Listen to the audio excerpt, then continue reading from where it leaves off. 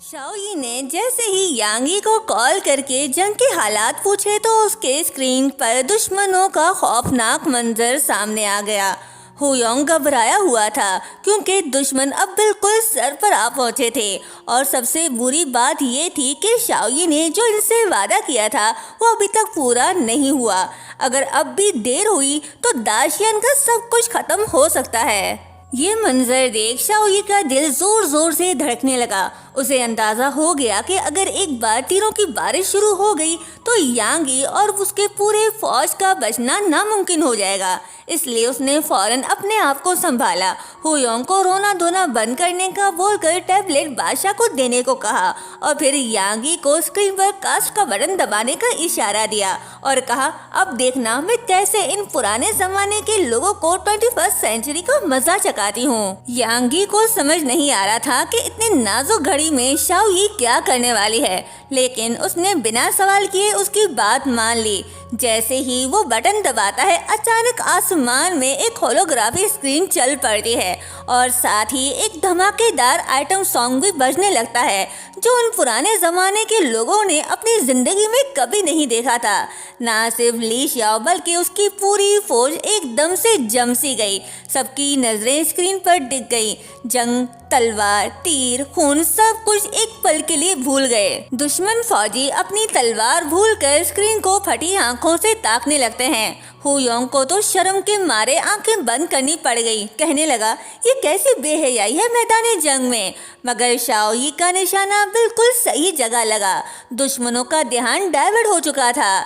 Yanghee ने भी फौरन समझ लिया कि शाओई ने टेक्नोलॉजी का ऐसा वार किया है जिसका तोड़ उन लोगों के पास नहीं। ली शाओ गुस्से में पागल हो जाता है जब वो देखता है कि उसकी फौज जंग छोड़कर नाच गाना देख रही है। उसने बार बार अपनी फौज को आंखें बंद करने का हुक्म दिया मगर किसी ने भी उसकी एक ना सुनी तो उसने गुस्से में ही अपने ही एक सिपाही को कत्ल कर दिया ताकि बाकी लोग संभल जाएं। लेकिन स्क्रीन का जादू इतना ज्यादा था कि उनके कदम नहीं रुक पाए। शाओई ने देखा कि पहला बार काम कर गया तो उसने फौरन दूसरा और भी ज्यादा धमाकेदार वीडियो चलाई। अब तो मैदान जंग का माहौल ही बदल गया। चुका था। ली शाओ के फौज के सिपाही बेख्तियार म्यूजिक के साथ झूमने लगे। कोई गर्दन हिला रहा था तो कोई कमर, और ली शाओ जितना चिल्लाता उतना ही उसका हुक्म हवा में उड़ जाता। पूरी फौज हिप्नोटाइज हो चुकी थी। जंग का मैदान देखते ही देखते तमाशा का मैदान बन चुका था।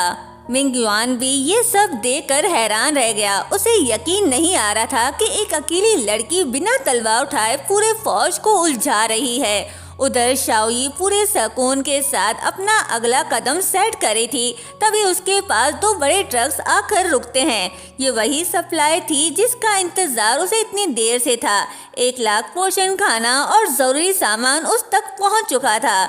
शाओई ने फौरन सब कुछ अपने छोटे से डिलीवरी बॉक्स में लोड करने का हुक्म दिया क्योंकि उसे पता था कि जंग सिर्फ तलवार से नहीं पेट से भी जीती जाती है। दूसरी तरफ जंग के मैदान में यांगी को एक अच्छी और एक बुरी खबर मिलती है। उसके 2 लाख रॉयल गार्ड्स ने जान की बाजी लगाकर ली शाओ के ताकतवर घोड़सवारों को पीछे तो धकेल दिया था, लेकिन ली शाओ के फौज ने एक और चालाकी चल दी। उन्होंने दाशियान के भूखे सिपाहियों को खाने का लालच दे दिया। भूख से टूट चुके सिपाही धीरे धीरे दुश्मन की तरफ झुकने लगे। फौज के अंदर अफरा तफरी मच चुकी थी। हौसला टूट गया और पूरी लाइन बिखरने लगी। ये सुनते ही यांगी की बची कुची उम्मीद भी धुंधली पड़ गई।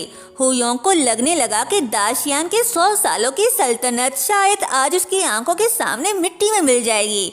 लेकिन उसकी मायूसी के बीच अचानक उम्मीद की आवाज गूंजी।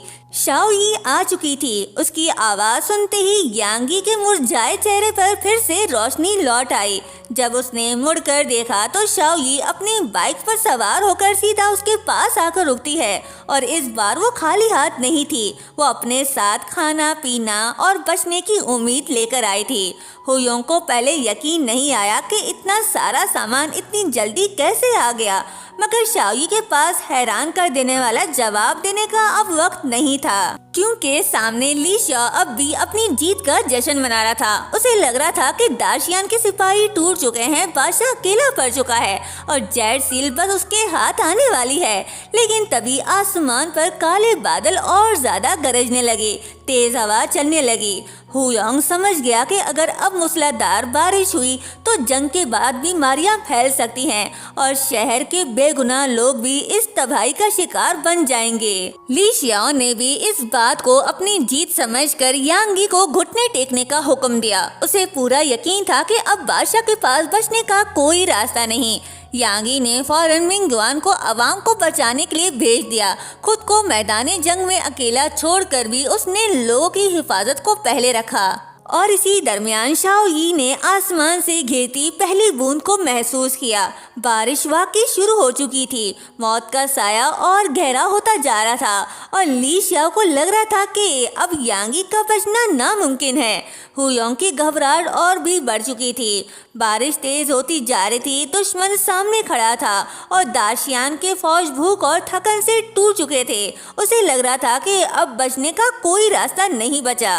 लेकिन इसी अफरा तफरी के दरमियान शाओ यी के चेहरे पर जरा से भी घबराहट नहीं थी। उसके दिमाग में पहले से ही एक नया प्लान तैयार हो चुका था। जैसे ही बारिश और तेज हुई, शाओ यी ने अपने हाथ में इलेक्ट्रिक रॉड मजबूती से थाम लिया। उसने सीधा यांगी की तरफ देखा। उसे मालूम था कि ली शाओ का घमंड सिर्फ कुछ लम्हों का ही मेहमान है। सबसे पहले दुश्मन को खत्म करना जरूरी था, राशन बाद में भी पहुंचाया जा सकता है। हुयोंग अब भी उसकी बात समझ नहीं पाया था कि अचानक शाओ यी ने इलेक्ट्रिक रॉड ऑन किया और सीधा दुश्मन की तरफ फेंका। अगले ही पल जो हुआ उसने सबको सुन कर दिया। मूसलाधार बारिश के बीच बिजली का जोरदार झटका पूरे ली शाओ के फौज को हिला दिया। एक के बाद एक सिपाही तड़प तड़प कर जमीन पर गिरने लगे। यांगी के होठों पर धीमी सी मुस्कुराहट आ गई और हुयोंग तो खुशी और हैरानी के मारे पागल हो रहा था। उसे यकीन नहीं आ रहा था कि इतनी छोटी सी लकड़ी जैसी चीज में इतना तबाहकुन ताकत छुपी हो सकती है। मगर शाओ यी के लिए कोई जादुई हथियार नहीं था। उसके लिए ये तो सिर्फ एक इलेक्ट्रिक रॉड था जो वो अपने हिफाजत के लिए हमेशा साथ रखती थी। बस फर्क इतना था कि पुराने जमाने के लोगों के लिए ये बिजली का आजाब लग रहा था। दुश्मन बेहोश और बेअसर पड़ चुके थे। अब शाओ यी ने फौरन अपना डिलीवरी बॉक्स खोला। उसने इत्मीनान से बताया कि पानी, खाना और जरूरी सामान सब इस बॉक्स के अंदर है और जरूरत पड़ी तो वो मेडिसिन भी ला सकती है। हुयोंग ने बॉक्स का साइज देखा और फिर से उसकी बात सुनी तो उसके लिए इस बात पर यकीन करना नामुमकिन था। उसे लग रहा था कि इतने छोटे से डब्बे में मुश्किल से कुछ ही लोगों का सामान आ सकता है। लेकिन शाओ यी को मालूम था कि उन लोगों की सोच अब भी उसके दौर तक पहुंची ही नहीं। उसने फौरन यांगी को मशवरा दिया कि सिपाहियों को हुक्म दिया जाए और ये राशन सीधा फ्रंट लाइन तक पहुंचाया जाए। यांगी ने बिना देर किए अपने गार्ड्स को लोगों को जमा करने और सामान उठाने का हुक्म दे दिया। हुयोंग अब भी बॉक्स को घूर रहा था। उसके लिए शाओ यी का हर काम किसी मुआवजे से कम न था। यांगी के दिल में भी बस एक ही सवाल था, क्या ये राशन वाकई सबके लिए काफी होगा? मगर शाओ यी ने इतना यकीन से उसे तसल्ली दी कि यांगी के दिल का बोझ हल्का हो गया। उधर ली शाओ और उसकी पूरी फौज बिजली के झटकों से बेहोश पड़ चुकी थी। दाशियान के गार्ड्स ने फौरन सबको गिरफ्तार कर लिया। अगली सुबह जब ली शाओ को घसीटकर यांगी के सामने लाया गया तो कल तक घमंड से फूला हुआ आदमी आज रहम की भीख मांग रहा था। हुयोंग ने भी उसकी हालत देखकर उसका मजाक उड़ाया।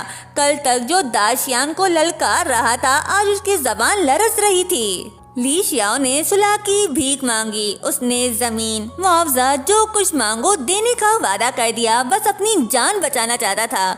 हुयोंग ने यांगी को याद दिलाया कि ली शाओ शहनशाह खानदान का असली वारिस है। अगर इसे मार दिया गया तो हर तरफ बगावत फूट सकती है। बेहतर होगा इसे जिंदा छोड़कर इसके बेटे को दाशियान में गिरवी कैद रख दिया जाए ताकि ली शाओ काबू में रहे। यांगी ने पहले से ही तैयार करवाया हुआ एग्रीमेंट मंगवाया। ली शाओ को लगा कि शायद उसकी जान बच गई, लेकिन अगले ही पल यांगी ने ऐसी शर्त रखी कि उसके पैरों तले जमीन ही खिसक गई। ली शियाओ की आधी फौज, जमीन का आधा हिस्सा, 3 गुना ज्यादा टैक्स और उसका बेटा दाशियान के कब्जे में। ये सुलह नहीं थी, ये पूरी तरह घुटने टेकने का हुक्म था। ली शियाओ के पास इनकार का कोई रास्ता नहीं बचा। उसने कांपते हाथों से साइन कर दिया। शाओई ने सुख का सांस लिया। उसे लगा कि सब मसले खत्म, अब वो चैन से वापस जाकर ब्रेकफास्ट कर सकती है। लेकिन असली तूफान अभी बाकी था। जब सबकी नज़र डॉक्यूमेंट्स पर थी तो ली शियाओ के दिल में एक और खतरनाक प्लान जन्म ले चुका था। उसने सोचा कि ऐसे जलील होकर वापस जाना और मर जाना एक ही बात है, इसलिए उसने आखिरी दांव खेल दिया। अचानक उसने शाओई को अपनी तरफ खींच लिया और उसका गला जोर से पकड़ लिया। शाओई एकदम से उसकी गिरफ्त में आ गई थी। उसकी सांसें रुकने लगी। ली शियाओ पागलपन में कहने लगा, सब पीछे हटो, अगर मैं जिंदा नहीं बचा तो इसे भी अपने साथ मौत के सफर पर ले जाऊंगा। मेरे लिए घोड़े तैयार करो। यांगी तड़प कर कहने लगा, उसे छोड़ दो, अगर उसे एक खरोच भी आई तो मैं तुम्हारा नामो निशान मिटा दूंगा। उसका चेहरा देखते ही देखते सफेद पड़ गया। जो बादशाह पूरे जंग में नहीं घबराया था, वो एक लड़की को मुसीबत में देखकर बेचैन हो उठा। गार्ड्स ने फौरन ली शियाओ को घेर लिया, मगर ली शियाओ ने धमकी दी कि अगर कोई आगे बढ़ा तो वो शाओई का गला दबाकर उसे मार देगा। और यहीं पर ये पार्ट एंड होता है।